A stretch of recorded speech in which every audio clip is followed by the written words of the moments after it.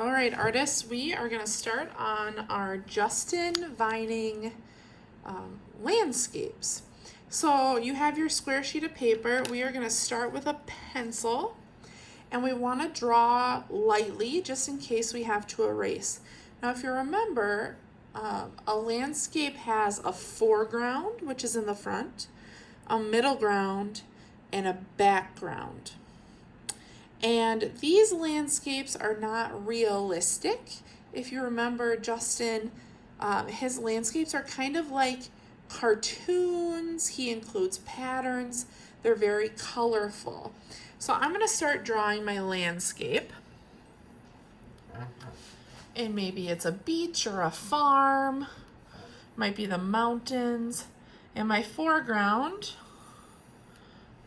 is right in front there. And then I have a middle.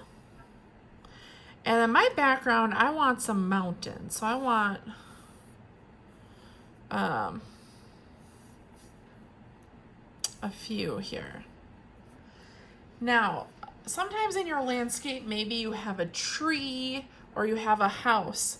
If you have a tree, I would put it in the foreground. So that means it should be in the front and it would be big. Because if you remember, the farther away something is, the tinier it gets. So if you were a person up here, you'd be this big. But if you were on this mountain way in the background, you would be teeny tiny. So I think I am going to include a tree in kind of in the front here, maybe in the middle a little bit. So if you remember, his trees, let's put it right here. His trees were kind of cloud-like. They were a lot of circles, maybe one more. I'm going to erase some of those lines I'm not going to use because I won't see those because of my tree. And then I'm going to kind of bring my trunk like that into my foreground. All right, once you have your pencil marks, our next step is we're going to use our black Sharpie. And if you remember, the cap likes to stick to the back so we don't lose it. The Sharpie should have a little bit of a point. We want to draw gently and carefully, no pushing really hard.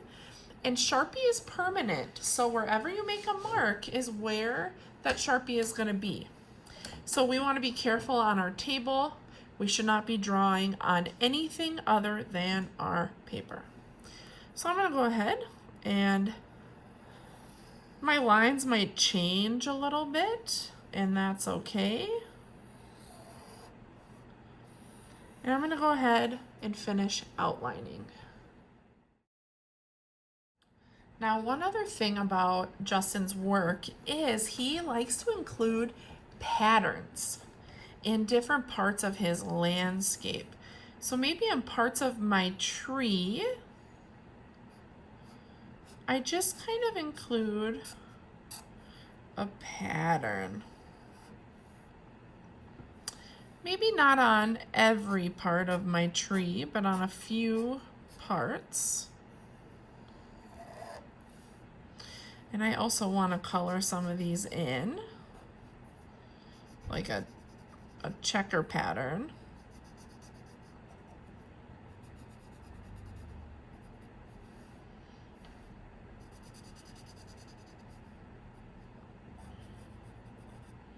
Kind of like how that's looking.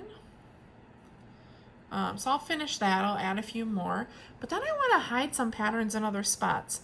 So I was thinking maybe in this part of my landscape, and I might use a pencil first just so I can kind of get it out. I was kind of thinking maybe there's different patches of land. So I'll outline that with Sharpie and put patterns in there. Maybe I include, sometimes mountains have like that snowy stuff on the top. I'm gonna have that, and I'm gonna put some patterns in there.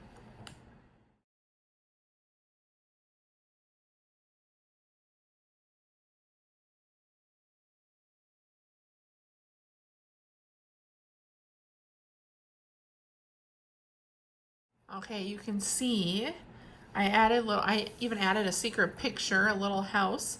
Not a lot of details, just the shapes. I added some of these details.